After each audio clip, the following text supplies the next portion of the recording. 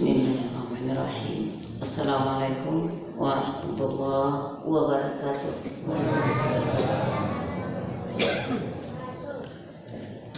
Alhamdulillahilladzi khalaqal mauta wal hayata liyabluwakum ayyukum ahsanu amala. Asyhadu an la ilaha illallah wahdahu la syarikalah wa asyhadu anna Muhammadan abduhu wa rasuluh la nabiyya ba'da, amma ba'du. Rabbi shrah li sadri wa yassir li amri wahlul 'uqdatam min lisani yafqahu qawli.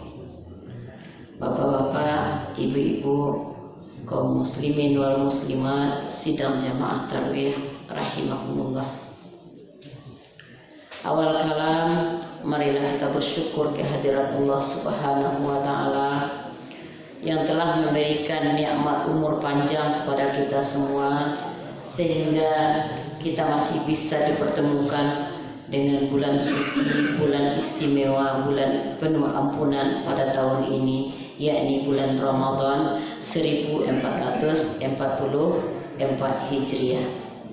Mudah-mudahan nikmat umur panjang yang Allah berikan ini tidak kita sia-siakan begitu saja. Mari kita isi dengan segala macam amal ibadah, kebaikan-kebaikan, sehingga kelak di akhirat kita menjadi orang-orang yang kaya dengan amal saleh, sehingga mencukupi ongkos untuk masuk surga. Amin ya rabbal alamin. Selanjutnya, salawat beserta salam kita kirimkan pada arwah junjungan kita Nabi besar Muhammad sallallahu alaihi wasallam. Allahumma salli ala Muhammad wa ala ali Muhammad. Bapak-bapak, ibu-ibu, sidang jamaah yang berbahagia, pada kesempatan malam hari ke malam nan keampe, Ambo akan menyampaikan materi ceramah dengan judul sabar. Kita sering mendengar ayat innallaha ma'as-sabirin, innallaha yuhibbus sabirin. Sesungguhnya Allah bersama orang yang sabar, sesungguhnya Allah mencintai orang yang sabar. Tandanya sabar ini termasuk perbuatan terpuji. Allah bersama orang yang sabar. Orang kalau sabar, maka hidupnya selalu dalam petunjuk hidayah Allah. Orang yang sabar akan dicintai oleh Allah, maka dia akan hidup dalam kenyamanan, dalam kedamaian, dalam ketenangan. Dia hidup bahagia, orang-orang yang sabar. Apa itu sabar? Sabar artinya menerima ketentuan Allah dengan hati yang lapang. Awak kalaulah bisa menerima ketentuan Allah untuk diri masing-masing dengan hati yang lapang, baik itu ketentuan yang sifatnya baik atau ketentuan yang buruk, takdir baik atau takdir buruk, wak tarimo dengan sabar. Ketika baik kita bersyukur, ketika buruk kita bersabar, maka hidup ini akan berakhir dengan keindahan. Alangkah senangnya menjadi pribadi yang sabar. Menurut seorang ulama bernama Ibnul Qayyim, katanya yang sabar itu adalah yang pertama orang yang bisa menahan diri dari mengeluh. Mengeluh ku bahasa awaknya marang-marang. Wah, tak boleh marang-marang. Orang yang banyak marang-marang tandonya tidak sabar. Kalau ditanyanya orang ba'aka bapak, ba'aka babu, alhamdulillah.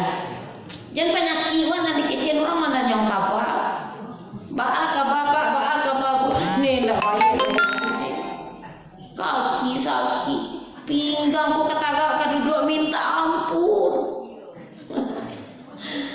Lawannya hari sakit pada hari siai, kurang tak sabar. Orang mana nyong kapal penyakiwan nanti kecil. Jauhkan dari kebiasaan mengeluh. Kemudian orang yang sabar itu kata Ibnu Qayyim adalah orang yang mampu menahan diri dari amarah. Tidak pembangi, tidak pemberang. Kalaupun bangi sekedar saja pembangi, tidak kelewat batas. Itu orang yang sabar. Awak manusia biasa saja punya sifat marah, punya sifat pameran biasa. Tapi kalau sampai keluar ketika marah, itu orang tak sabar. Kemudian orang yang sabar adalah orang yang menahan diri dari berbuat sesuatu yang tidak lurus, sesuatu yang tidak diredai oleh Allah. Tahan diri, Wak. Itu namanya Wak termasuk orang yang sabar. Orang yang sabar berarti dia memiliki benteng iman yang kuat. Berarti dia membuat dinding antara dirinya dengan setan. Orang yang sabar susah dirayu setan. Yang murah dirayu setan adalah orang yang tidak sabar. Orang yang suka marah-marah itu murah dirayu setan. Orang yang pambangi murah dirayu setan. Orang yang jalannya mengencang itu murah dirayu setan. Dia apa? Tidak sabar. Wah, tidak membuat benteng diri wak antara wak dengan setan. Dalam surat Al-Ankabut ayat 2 dan 3 Allah telah berfirman, Bismillahirrahmanirrahim. Ahasiban nasu an yutraku an yaqulu amanna wa hum la yuftanun. Apakah manusia mengira mereka akan dibiarkan saja mengatakan kami telah beriman sementara mereka tidak diuji? Tidak. Dijawab dengan ayat berikutnya. Walaqad fatanna alladzina min qablihim.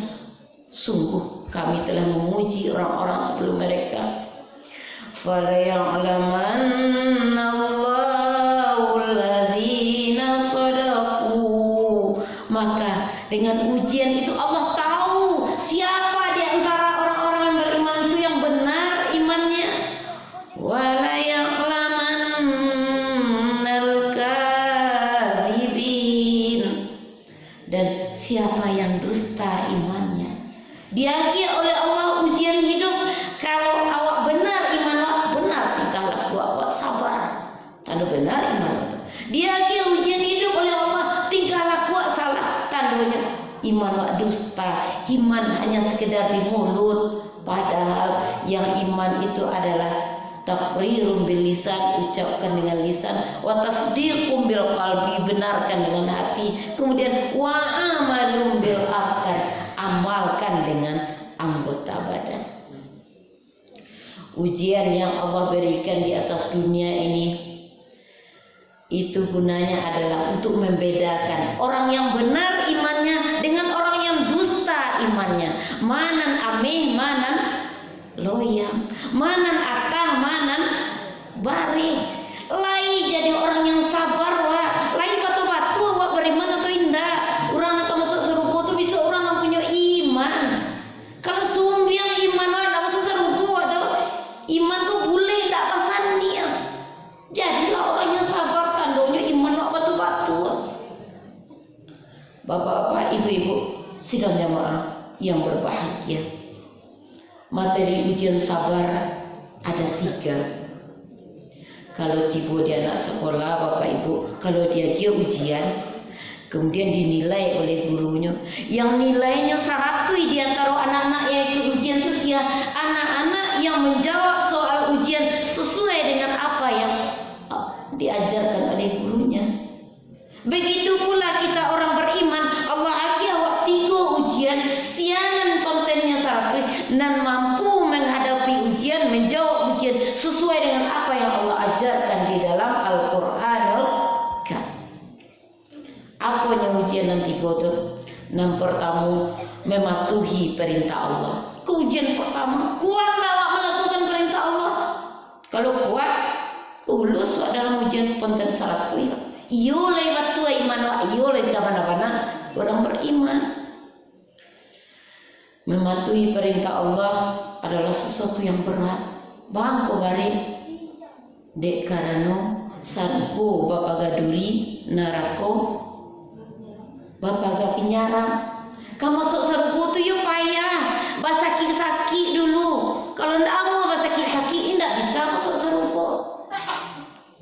Wak pinginnya meninggal sembahyang sukati sehari-hari pingin masuk serbu, menghayal lo namanya. Kecil orang sastra tarjun najata walam tasluk masalikaha wa'lamu innas safinata la tajri 'alal yabas. Kamu mengharapkan satu kebahagiaan tapi kamu tidak mau menempuh jalannya. Ketahuilah olehmu, sesungguhnya kapal itu tidak mau berlayar di atas daratan. Kapal di mana lah ianya? Iya. Jalankan sesuatu sesuai dengan aturannya, baru kita sampai kepada tujuan. Wah, ingin bahagia, tempuh jalan bahagia itu. Jangan mengincung-incung. Patuhi perintah Allah sekalipun berat. Di antara perintah Allah adalah salat. Salat itu apa? Baliknya doa. Katakan tua, balik jadinya. Sudah tuh awak lelah, badan awak lelah, balik jadinya salat.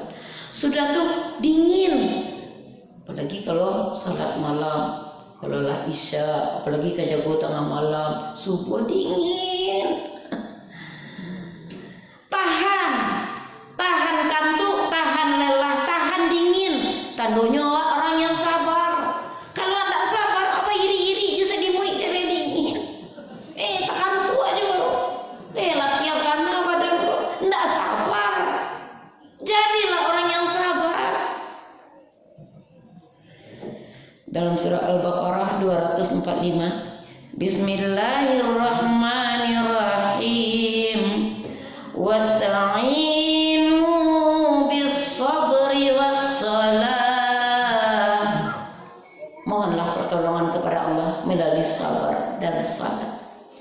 Innaha lakabiratun illa lal khashi'in. Sesungguhnya salat itu betul-betul berat kecuali bagi orang yang khusyuk. Hatinya tunduk kepada Allah, hatinya tunduk kepada Allah. Itulah orang yang khusyuk. Kalau hati pikiran tidak tunduk kepada Allah, makanya balik salat tu. Nak sembahyang balik. Latihan badan dia, latihan badan. Ke sembahyang je latihan badan. Ikut tak sabar. Khusyuk, fokuslah. Fokus kepada Allah, tundukkan hati dan pikiran kita kepada Allah. Insya Allah sabar itu, salat itu akan terasa nikmat. Salat kalau terasa nikmat, baru ada dapat buahnya. Apa? Inna salata tanha 'anil fahsya'i wal munkar. Sesungguhnya salat itu mencegah perbuatan keji dan munkar. Awak salat tu kalau buat ibarat orang memancang ikan. Ambo dulu tekan nama masuk ketek-ketek. Ambo anak kampe 1, 2, 3 laki-laki, baru ambo pada sini pertama. Dibawa dia udah ambo ke mama ikan. Sama macik pape kampe ambo pelengketek ikut masih kelas 1 SD yang bertiga tu. Sebentar dapat dia ikan, kecil ambo. Bagus udah sebentar dia udah dapat ikan dia buat bang enggak dapat. Digalak-galaknya ambo dia udah tu. Banyak pancang susi kadape, pancang tu bagari-garian, tanang. Cari apa-apa tu je nya. Apa-apa tu je kalau lah dia elo, apa baru elo tandul plan makan diumpan ikan. Kecil. Jadi mode itu jarunya mencengkan. Iyo, nari aku mampu. Tahu aja dapat. Wanda itulah lah ibaratnya salat. Fokus pada Allah, dan gari-gari pikiran kena lain, dah malah kena lain. Bego dapat ikannya, apa ikannya? Terhindar dari perbuatan keji dan munkar. Orang yang salatnya benar, jiwanya akan tenang, jiwanya akan bahagia. Kemudian contoh perintah Allah yang lain, puasa. Ada sebagian kita yang merasakan berat puasa. Baru puasa baru dibuatnya di status Facebook. Alhamdulillah puasa tinggal 29 hari lagi. Tak sabarnya malaki abi puasa. Puasa nang kedua keluar status alhamdulillah tinggal 28 hari lagi. Orang menikmati saja puasa lewat dia alhamdulillah, lewat alhamdulillah. Bakal labihan mana?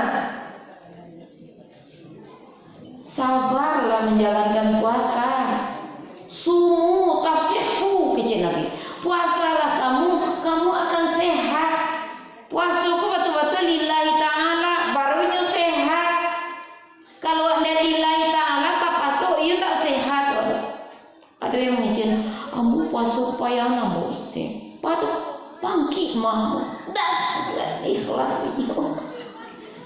Sakit sih orang kok enggak. Banyak orang sakit mah dek puasanya ikhlas karena Allah, sehat sakit mah. Dia mau aman mau sebulan puasa tuh, tak ada timbul sakit mah. Baru hebat puasa. Betul-betul karena Allah. Puasa itu artinya kan rem makan. Kalau rem makan, insya Allah badan akan sehat. Awak mau banyak penyakit dek, banyak makan. Sebagian besar penyakit yang melanda manusia adalah karena masalah makan yang berkelebihan. Sebagian besar manusia makanya malas ibadah karena banyak makan. Sebagian besar manusia makanya mengantuk ketika saya berceramah itu karena banyak makan. Ada tekan tuh? Tidak ada yang siang tekan tuh karena banyak makan.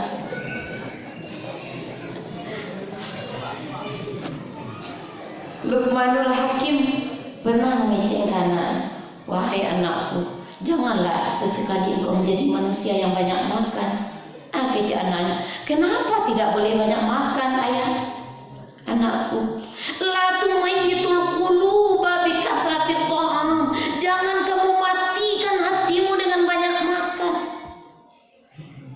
Fa innal bitnaka kazar'i. Sesungguhnya perutmu itu ibarat tanaman. Idza kathural ma sayamutu. Apabila terlampau banyak air, ia akan mati. Ibu-ibu kan ada melihara bunga dalam pot. Coba ganang lagi taruh. Dari pagi sampai malam besok nanti itulah. Akhirnya apa bunga tadi? Mati. Awak kalau tidak kunjung merasa lapar, hanya saya taruh litak-litak setek. Suat lah dia. Litak-litak setek. Kok lah unggang apa rela? Aduh, ibu carinya makanan. Akhirnya hati menjadi mati. Hati kalau lah mati tidak ada fungsinya lagi. Tidak bisa mengendalikan diri waktu untuk berbuat amal soleh. Karena apa? Awak banyak makan. Siram ya iya taruh siram. Siram je makanan taruh. Akhirnya hati ke mati, tidak bisa digerakkan untuk kebaikan. Itu ujian yang pertama. Ujian sabar yang pertama adalah mematuhi perintah Allah. Kuat-kuatlah menjalankan perintah Allah agar kita termasuk orang yang sabar. Yang kedua, ujian sabar adalah menjauhi larangan Allah. Menjauhi larangan Allah lebih berat pula daripada melakukan perintah Allah. Bagaimana itu menjauhi larangan Allah? Awak digoda oleh setan. Kecil setan, kerajuan selalu suatu, kerajuan selalu mak. Digoda-goda oleh setan, akhirnya awak keluar dari batas garis yang Allah tentukan. Bagaimana caranya supaya awak jangan bisa digoda setan? Pancangkan selalu hati kita kepada Allah, maka pergerakan kita hanya sebatas hal-hal yang Allah halalkan. Semua orang yang memancangkan tali bantiang atau tali kabau di tangan pada rumput, dipancang di tangan, bara jalan tarana tadi sekeliling sepanjang tali itu tadi. Bisa hanya memakan hak orang, bisa hanya memakan tanaman orang, enggak. Sebab awak memancangkannya di tangan, sudah tuh berkeliling cuma sepanjang tali. Pancangkan hati kita kepada Allah, maka amal perbuatan hanya sekitar hal-hal yang Allah bolehkan saja. Jadi orang yang suka melanggar larangan Allah itu di hatinya tidak terpancang ke Allah. Awak jarang ingin Allah, makanya awak berbuat, berkata hanya memperturutkan hawa nafsu. Idza qamal hawa amaman fal aqlu sayanam. Apabila hawa nafsu dah berjalan di muka, akal di belakang akan lalu tekan-tekan. Wa idza qamal aqlu amaman fal hawa tabi'ahu. Tapi kalau akal nak berjalan di muka, maka nafsu hanya akan mengikuti, akan patuh. Jadi kalau nak berjalan di muka, nafsu atau akal? Akal jalan di muka. Supaya awak senantiasa berjalan di jalan yang Allah ridhai. Bapak Ibu sidang jamaah yang berbahagia, beratnya menjauhi larangan Allah lantaran hati kita kotor. Hati yang kotor berasal dari pikiran yang kotor. Pikiran yang kotor berasal dari darah yang kotor. Darah yang kotor berasal dari makanan yang kotor. Makanan yang kotor berasal dari mata pencaharian yang kotor. Oh kan sama-sama mencari itu hari. Berusaha lah menghasilkan penghasilan sehari-hari itu betul-betul halalan thayyibah. Halal lagi baik. Halal cara mendapatkannya, halal pula resepnya. Jadi sebeng-sebengnya yang haram, yang tak hak awak tu jangan sebeng-sebengnya. Jangan usahanya diraih. Jalannya tu hak orang yang diambil juga. Kalau ambil juga hak orang tu, akhirnya awak balik untuk menjauhi larangan Allah. Di zaman Rasulullah pernah di kota Madinah, di muka masjid kota Madinah itu sekumpulan anak laki-laki yang berumur 12 tahun ke bawah bermain bola. Ketika itu hari musim hujan, dari beberapa anak tadi ada seorang yang salah tendang sehingga masuklah bola ke dalam masjid. Masuk bola ke dalam masjid, sudah tu yang lain mencari bala cara mami buat sepatu malian bukan sepatu yang suram. Ada anak tadi masuk saja pakai sepatu kumuh tadi, dipijaknya lapis sembahyang, kemudian diambilnya bola tadi dibawa sehingga bekas kakinya bola nyalanya tadi tinggal di tikar salat. Ada seorang bapak-bapak mencari anak tadi, paham kalau dipijak lapis sembahyang kan kumuhnya kan siapa nama sabutnya namanya siapa awak sabutnya nama bapaknya. Oh nanti ada sinan tuh. Akhirnya datanglah bapak-bapak tadi ke rumah si anak tadi, ditemui bapaknya. Pak, aku ingin mengadukan kerajaan Pak. Manganya nyoma meja lapis sembahyang masjid je sepatu kumuh. Tu apa masalahnya? Nabi pernah mengatakan anak kalau nakal biasanya ada dinya makan mata pencarian yang haram. Ada bagian makan yang haram kayaknya enggak. Kecil apa tadi? Wallahi enggak ada. Aku tahu nanelok jangan buruak tu nya. Enggak, bukan bagian yang haram tu kan anak bodoh. Namanya anak-anak. Iyo namanya anak-anak. Baku anak-anak tu ada nanelok, ada nanjahit. Nanjahit itu bisa jadi nyado tak makan sesuatu yang haram. Tak mungkin. Bertanya ke istri kau. Tanya ke istrinya. Iyo, pernah tak mengambil sesuatu yang haram dia makan karena awak? Dah aduh dah. Kecil apa dituduh-tuduhnya anak awak tak makan yang haram. Iwana tak aduh dah. Kecil suamiku, cobalah fikir mana kanak-kanak lah. Mana-mana bisa santai dah buat pikir. Oh dah baru tak kena dua dah. Ketika hamil dulu dah, anakku masih dalam parut. Awak pulang dari pasar, sudah tu lewat di laman orang. Sudah tu di laman orang tu ada sebuah kayu nan yang sagadang tangan ambo bang. Sudah tu ambo ambil kayu tadi, ambo bawa pulang, ambo masak untuk memasak gandum, kemudian ambo suapkan ke anak awak. Cuma itunya dah, cuma kayu pemasak makanan. Babakihnya sekali. Bisa jadi itu. Mohonlah kepada orang yang rumahnya, di muka rumahnya kau ambil kayu tadi, mohon halalkan apa yang telah kau ambil. Mudah-mudahan anakku berubah jadi baik. Segitu bersihnya seseorang, sehingga sakit tak kena yang tadi makan yang haram. Cuma ambil sebilah kayu tak kena.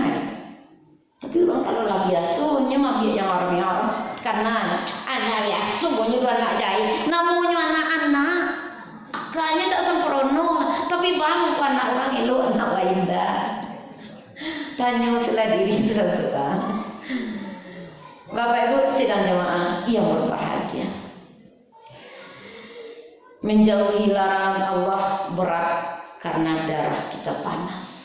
Darah yang panas berasal dari hati yang sempit. Hati yang sempit berasal dari sifat tidak sabar. Awak kalau pemarah biasanya darah wangi, Cobalah ketika marah tadi muka merah, darah kuangi. Ketika pada dua angin, ketika emosi tadi, oh setan pembuluh darah aku bagaikan jalan tol ini. Tibanya ke hati wa. Akhirnya duduk bertahta lahnya bagaikan raja setan di hati wa. Kalaulah bertahta raja di dalam hati wa, makanya perintahkan segala anggota tubuh untuk melakukan dosa, maksiat. Hati-hati dengan darah yang panas, hati yang sempit. Kemudian menjauhi larangan Allah terasa berat karena kita cinta harta. Orang yang cinta harta berarti dia mencintai sekutu setan. Harta itu sekutu setan. Harta itu kawan akrab setan. Siapa yang mencintai harta dengan cinta yang besar, maka berartinya mencintai sekutu setan. Kalau lagi cintai sekutu setan, maka hidup dalam kendali setan. Dalam surat At-Taubah ayat 34. Bismillahirrahmanirrahim.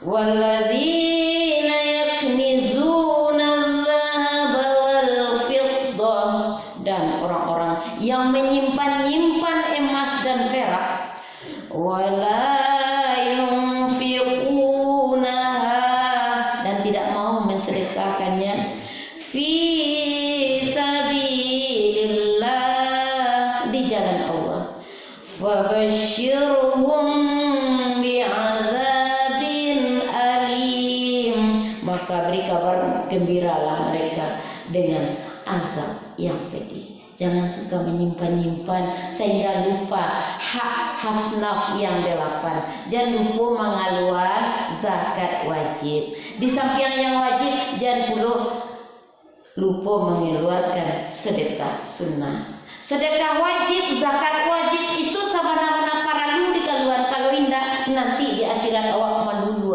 bara neraka. Itu ndak hak awak tu dong. Jangan dicari jo kelang-kelangnya ndak ngeluarkan zakat. Ampun nak wajib tu susi. Bahkan nak wajib.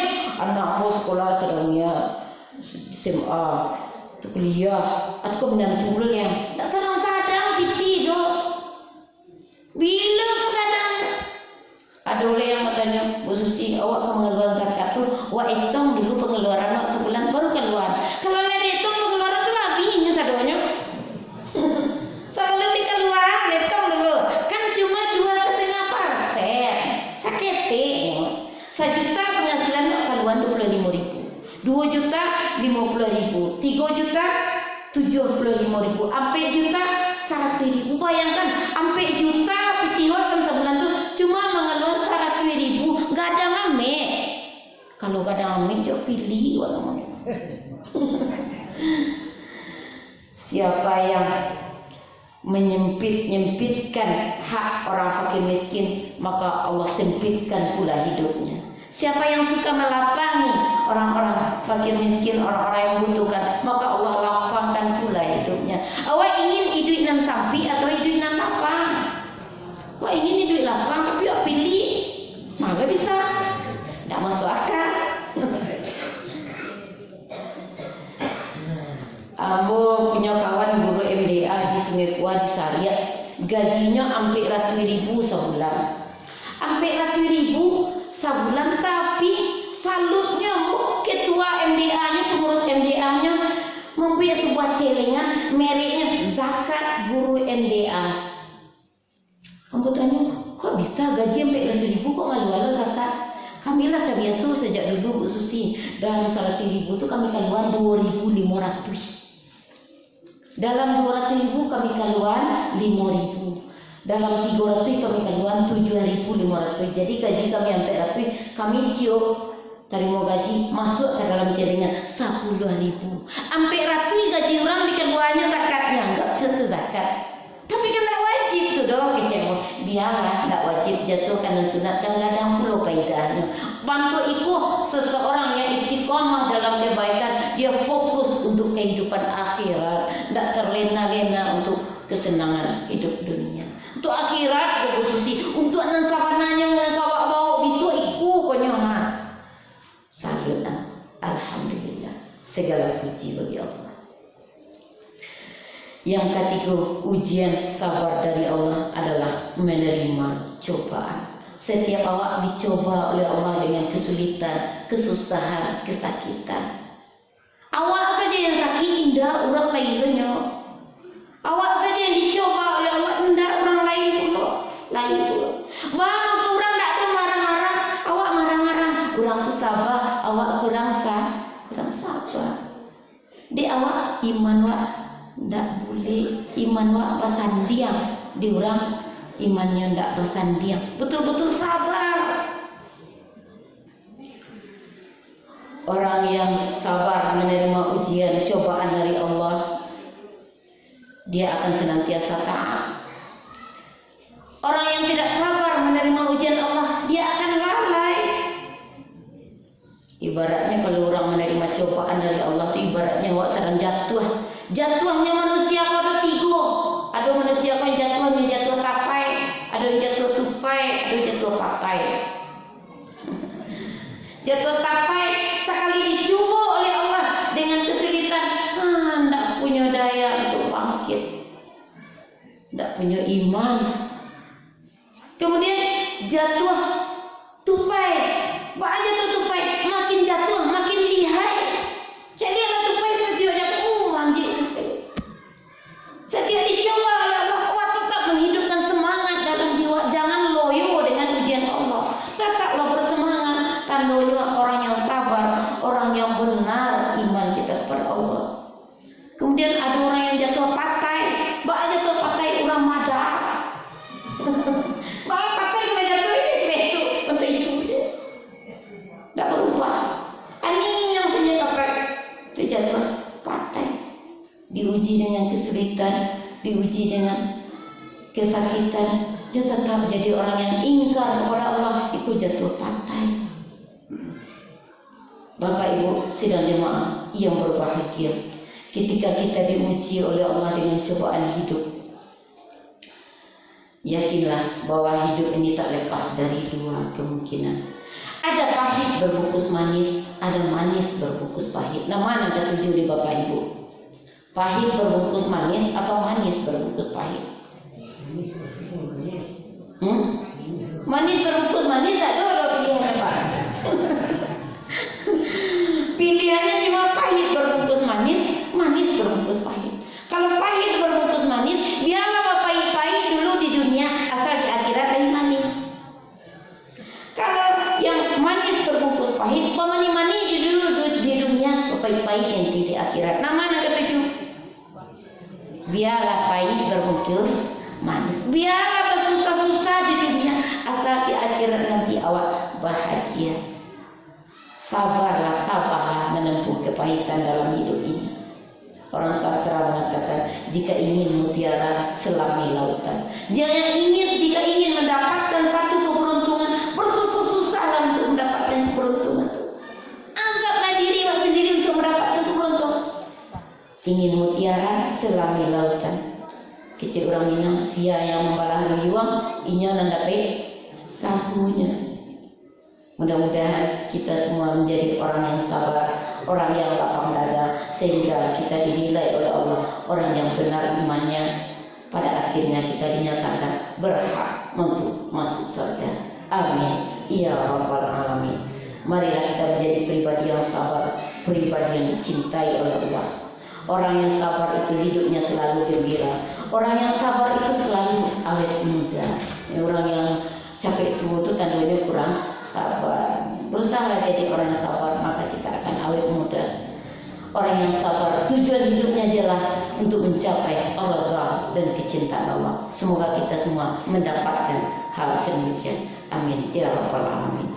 Salah dan janggal dalam penyampaian, ambo minta maaf dan segadang-gadangnya. Usikum wa iyaya bittaqwallah faqad fazal muttaqun. Wabillahi taufiq wal hidayah. Wassalamu